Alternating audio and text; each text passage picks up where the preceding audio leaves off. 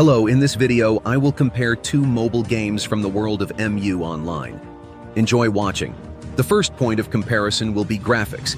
As you can guess, MU Origin 3 is a newer generation game and has an advantage over MU Immortal in this matter, but MU 3 does not stick to the original. The effect for the eye may be better, but MU Immortal takes us back in time and shows us what the original looked like in the classic version with minor conveniences for mobile devices. But looking objectively, this comparison wins MU Origin 3 because playing must also give us visual pleasure. I do not hide the fact that MU Immortal lacks modernity, and some aspects could be improved, such as skill effects and graphical impressions. The combat effects and visualization are incomparably better in MU Origin 3, but will Origin win other comparisons? Watch carefully, and finally share your opinion on this topic in the comments. We have the first comparison behind us. MU Origin 3 wins, but we still have 4 comparison points ahead of us. Playability, player activity, pay-to-win comparison in both games, events for free-to-play players, and finally class balance in PvE and PvP.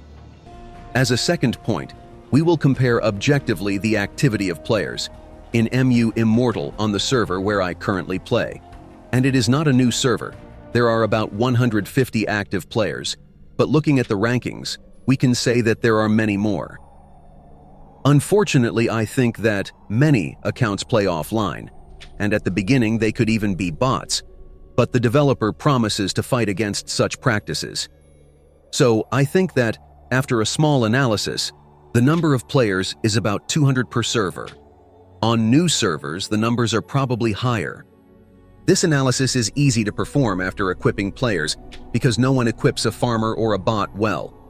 But in cities, we also meet many players, and by their names, we can judge if they are active players.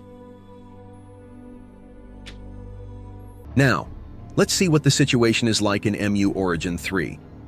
For the first test, let's see how many players with what activity log into the game in my clan.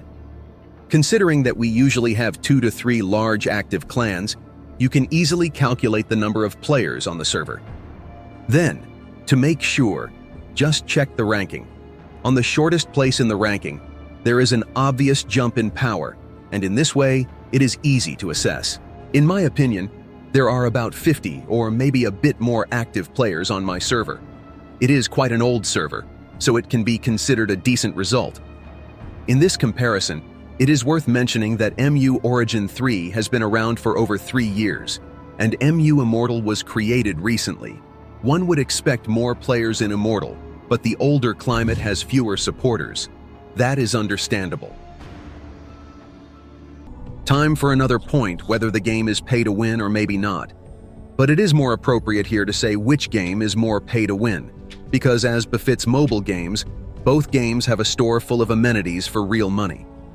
MU Immortal has many items available in the store, but to my surprise, it maintains a balance in the free-to-play drop as well as in the content for money. You can get many goods without spending money, above all by devoting your time. Because there is a Bozy farm available here, and many more benefits for ordinary players. But it also has some nice amenities for not much money that are missing in MU Origin 3. I think that MU Immortal comes across here in a pretty good light. Much of the content is very similar in both games. Maybe the prices or other aspects differ. As you know, many players expect games that are friendly to both types of players, but these expectations are not always met. Well, time to check MU Origin 3 now and say something about the content available in their store. As I have been playing MU Origin 3 for a long time, I have to say that at the moment, MU 3 is more pay to win in my opinion, because too much content in the store is beyond the reach of ordinary players, from diamonds to Archangel Weapon and much more. I think that 70% of the events are also built for spending money, and so it is hard to play with such a great disproportion between free-to-play and pay-to-win. And the game has great potential because it is a new generation of the MU Online universe.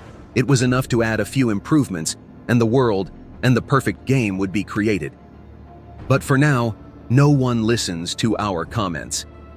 The very fact that in this game drop or farm does not exist because there are some strange limits on XP and drop which does not resemble the original at all. And in MU Immortal it is available. If we have already checked pay to win, now let's see the content for free-to-play players.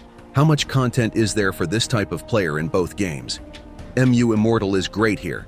From bosses to mini-bosses, monster farms in favorite spots. I also have classic events for MU Online, regular daily and additional quests to complete.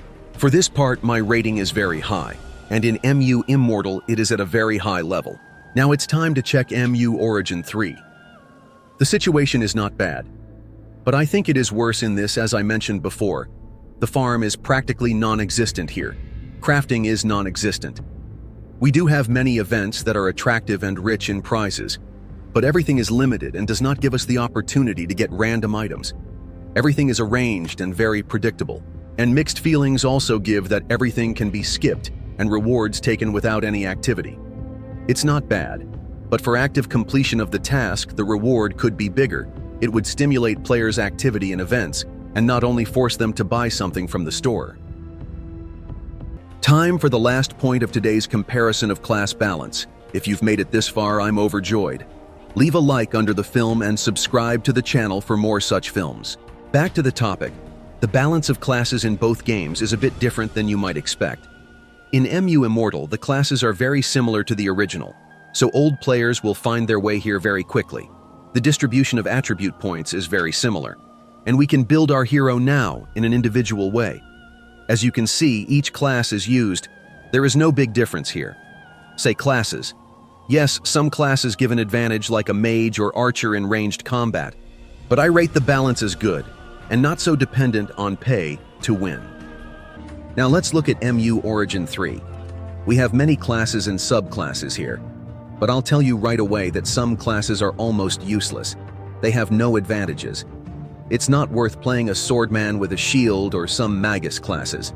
Mage and archer also have weak subclasses. I won't go into details, but the balance is very weak. Half of the classes are practically unused by anyone, and it would be possible to add some unique skills to them that would allow you to enjoy the game while playing these classes. In MU Origin 3, the balance is very weak, and everyone usually uses the strongest yet poorly balanced class, which takes away the charm of the game as well as PvP fights and many events. And the worst thing is that pay to win combined with bad balance leads the game in the wrong direction. I am waiting for your comments and opinions. In my opinion, I will call the duel a draw. Both games have many advantages and disadvantages.